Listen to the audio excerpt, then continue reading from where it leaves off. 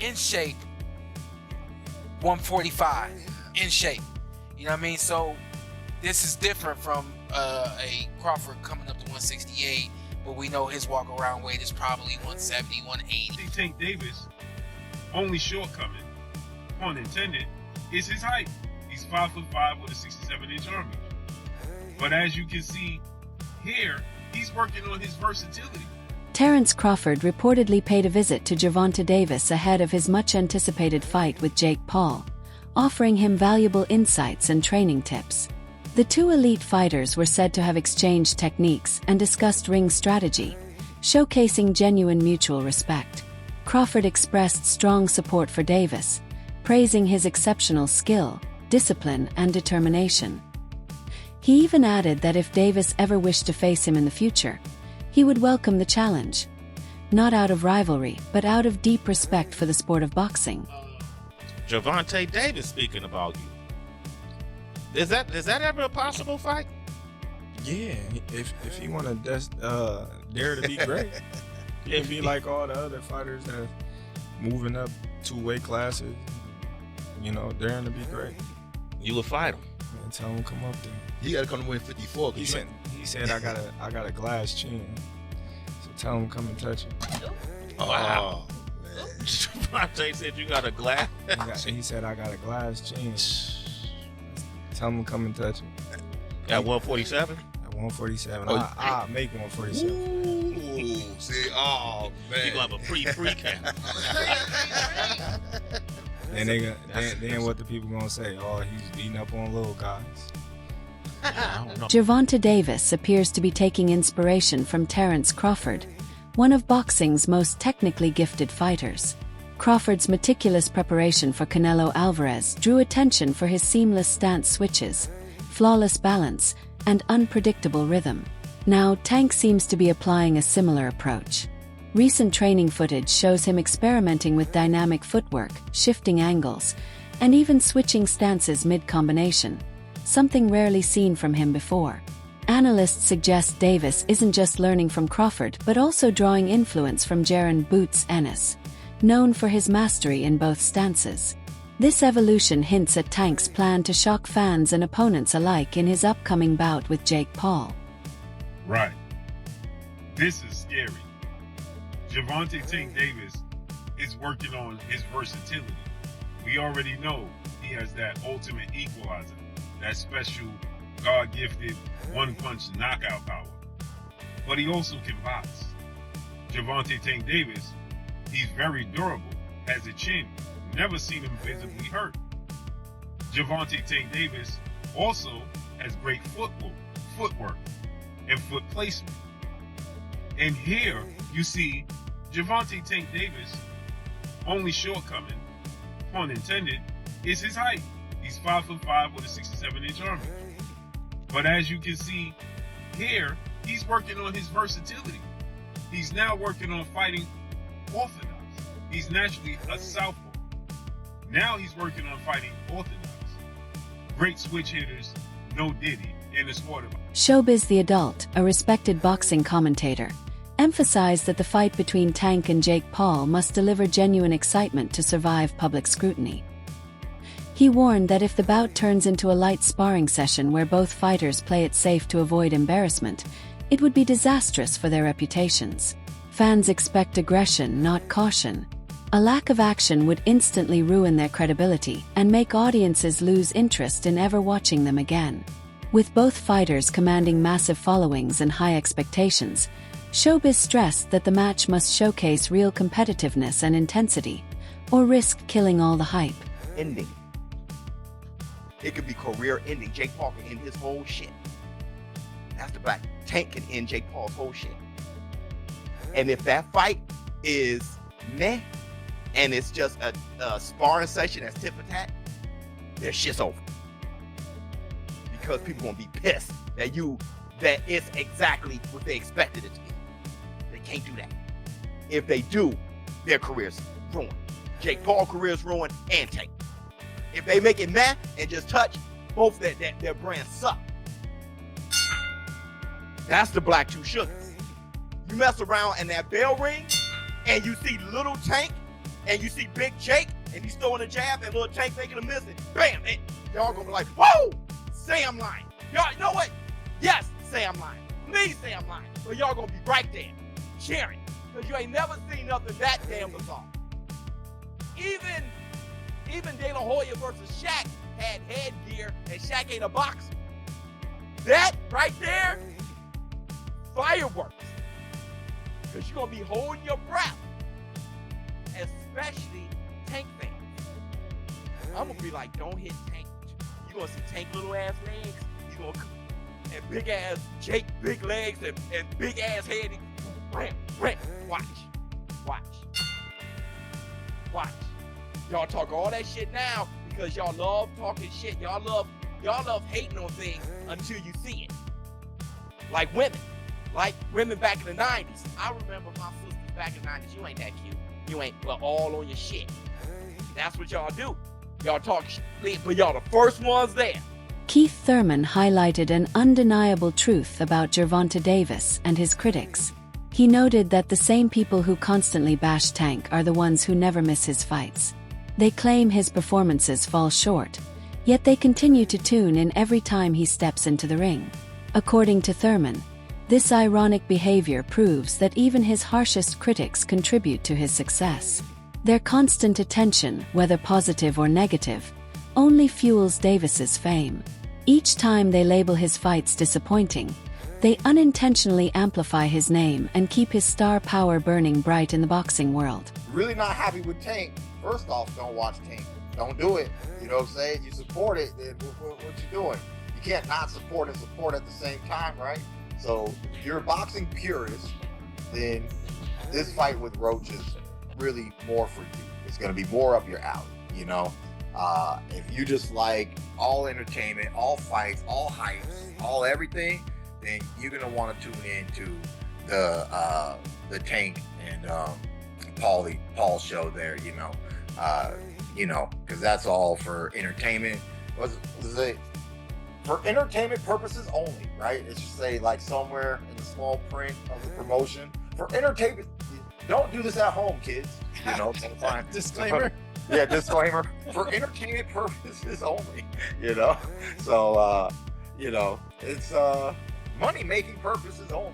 You know, it is what it is. When Clarissa Shields suggested that the only logical next fight for Gervonta Davis would be against Shakur Stevenson, Tank didn't take it lightly. He responded firmly, saying that no one has the right to dictate his career choices. His message was straightforward. Fans should remain fans, not act like managers. The reaction stems from deeper frustration. Following his draw against Lamont Roach, many supporters turned on him, labeling him overrated. That backlash clearly struck a nerve. Now, Davis seems determined to silence critics his own way. His mindset is crystal clear. He's fighting for himself, not for approval or public validation. And it says that, you know, pretty much the only people that can beat him is Shakur Stevenson, and I don't know who else he said. He said she thought that at a point in time that Devin Haney could beat him, but now she doesn't believe that. But so really the only fight that there is for Gervonta Davis is Shakur. What a mighty, mighty convenient argument. And Gervonta Davis responded, and basically his response was, come on girl, stop talking about me so much because you're making me feel like I'm special. Right? So he pretty much just, you know, kind of blows it off.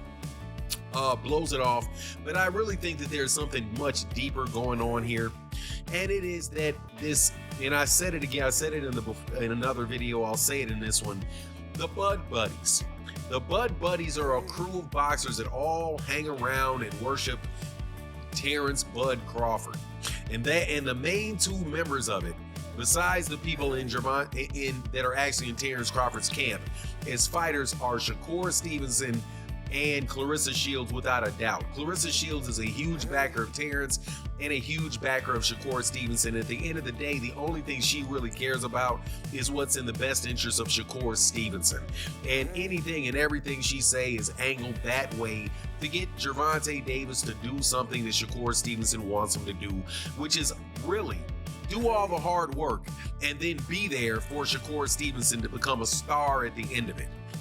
I'm telling you, man, I believe that to the bottom of my soul, that is the same plan that Terence Crawford ran on Errol Spence Jr. The matchup between Gervonta "Tank" Davis and Jake Paul defies the conventions of traditional boxing. As many analysts have noted, bouts like this fall somewhere between legitimate sport and entertainment spectacle. What makes this fight particularly controversial is that both fighters remain in their physical and professional primes. Exhibition-style events typically feature veterans past their peak, like Mayweather's recent showcases. But here, both men are still active contenders, pursuing real careers and ambitions in the ring. That contrast makes the fight even more puzzling, as it blurs the boundary between serious boxing competition and viral entertainment designed more for views than legacy. Fights like this, with fighters pretty much in their prime. But other than the size mismatch, most people are wondering why has Tank taken this fight? And those were the first questions targeted to Tank in this presser. Because usually these sorts of bouts are relegated to the latter part of your career. And for most Gervonta Davis supporters, they thought they would get the big fights next, the Shakurs. They didn't think he would be fighting Jake Paul. Although Tank tried to push it off as fans should just be happy watching the sport and hey, haters will be haters, I think that's quite unfair to the people who have been loyal supporters of him and honestly have paid his bills. He tried to compare the level of criticism he gets to the likes of Mayweather, but the difference is with his mentor Floyd, he really did fight a lot of champs in their prime. As Tank? Well, not really. The most notable fight he's recently had that the people actually wanted was the Ryan Garcia fight, and the only reason he took that fight was because everything was on his terms. And other than the Ryan fight over the last couple of years, it's either been people who aren't in his weight division, which he's pulling up, or fighters ranked in the lower half of the top 10 lightweight list. The fights people have truly wanted to see just have never materialized, and simply that's why people criticize him. If the likes of Crawford never fought Spence or Usyk never fought Fury or Joshua, they would have caught the same level of flack. The reason why fighters like them are applauded is because generally they take on whatever challenge is in front of them. Tank instead, his whole career has bobbed and weaved around the most significant challenges that the people actually want to see, unless he has everything his way. Another major concern surrounding this fight is the drastic weight difference between the two. Jake Paul typically walks around at near cruiserweight levels, while Gervonta Davis competes between the lightweight and super lightweight divisions, a gap of roughly 60 to 70 pounds. Boxing's entire structure was built to prevent such mismatches. Weight classes exist to ensure fairness and protect fighters from excessive power disparities and potential injury. If bouts like this become the norm, the purpose of divisions loses meaning. Even if labeled an exhibition, the imbalance in size and strength could easily turn the fight dangerous, unfair, and deeply irresponsible. Assuming there's no rehydration clause, which I don't believe there is, he'll probably weigh around 215 pounds in the ring. That means there's a sort of a 60 to 70 pound difference between the two men in the ring on fight night, which is absolutely enormous. There are weight classes for a reason in boxing, and this is the sort of thing that is typically not allowed or permitted. And like I said in my intro, it goes to the heart of that key question in boxing, which is how big is too big? It's the reason that the pound for pound list exists, where we kind of imagine if everybody was the same size, who's the best, who's number one? It's a debate that rages on and on and on. And so when I see a fight like this, I think the hardcore boxing fans, generally speaking, have felt frustrated by it. Yes, because we want Gervonta Davis as part of the actual sport, competing for world titles against the other elite guys in his weight class. But also because if he gets knocked out and loses to Jake Paul, it creates this illusion that Jake Paul's much better than he actually is. And so I guess the question for me is, can Gervonta Davis beat Jake Paul, or will Jake Paul simply be too massive? Can Jake Paul use his size, or will Gervonta Davis simply be too skilled? What's the answer here? And in trying to answer this, I looked to history, and there's one fight that immediately popped out of my mind, and I thought, I wonder what the size difference was there. In fact, it may even be more significant. And it was, and the small guy won. Some of you might be thinking about it right now. It's when David Haye took on the monster, the absolutely ginormous human being, Nikolai Valuev. I think it took place around 2009. So at the time, I was literally a teenager. I didn't have a clue what I was looking at, and I'd fully bought into this David versus Goliath story. But I think it's an excellent example here to draw comparisons between the Gervonta Davis-Jake Paul fight to try and understand whether or not this is a good template and blueprint to try and predict and understand what the size difference might look like in the ring. Now, David Haye was 6'3", and was 217 pounds for the Valuev fight, whereas Valuev was 7 foot tall and weighed 316 pounds. The outcome of Jake Paul versus Gervonta "Tank" Davis goes far beyond questions of strength or skill. It represents a clash between two visions of boxing's future. If Jake wins, it could redefine the sport's direction, ushering in a new era of influencer-driven exhibition matches where entertainment outweighs competition. The spotlight would shift from championship-level bouts to social media spectacles fueled by hype and personality. Fans might start viewing traditional boxing as slow or outdated, favoring drama and viral moments over discipline and mastery. However, if Tank delivers a dominant performance, it could restore balance and remind the world that technical skill, experience, and ring intelligence still matter more than fame. Regardless of the outcome, the fight has already captured massive attention. Many fans who've grown bored of conventional boxing are intrigued by Jake's chaotic, unpredictable energy. His fights are wild and unconventional, and adding Tank's explosive power only heightens the spectacle. For some, it's not about who wins or loses, it's about witnessing something new. As strange as it seems, this matchup reflects what modern audiences crave: chaos, controversy, and the thrill of unpredictability inside the ring. Purists hate it, the algorithm loves it, and both will watch. It's not just who wins, it's what wins. Will the entertainment value or the ring IQ come out on top? Because if Tank dominates, the meme dies. Jake Paul survives or hits it big, we see new rules are going to be written in real time. Me, you, maybe everyone at some point has been that bigger guy, thinking that I'll just bully him. Jab, slip, liver shot, sat me down real nicely. Size helped until it didn't. All I'm saying is, let's not dismiss something because it looks weird. Many fights get decided by the details.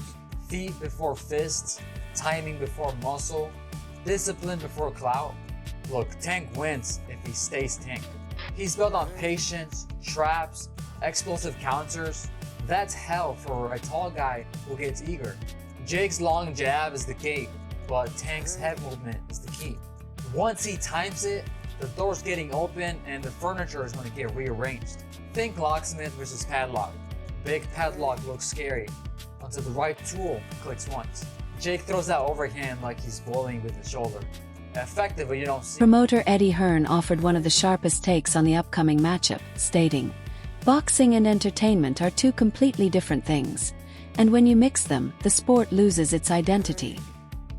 He argued that the Tank versus Jake fight isn't about genuine competition, but rather a business venture designed for attention and profit, not legacy or championships.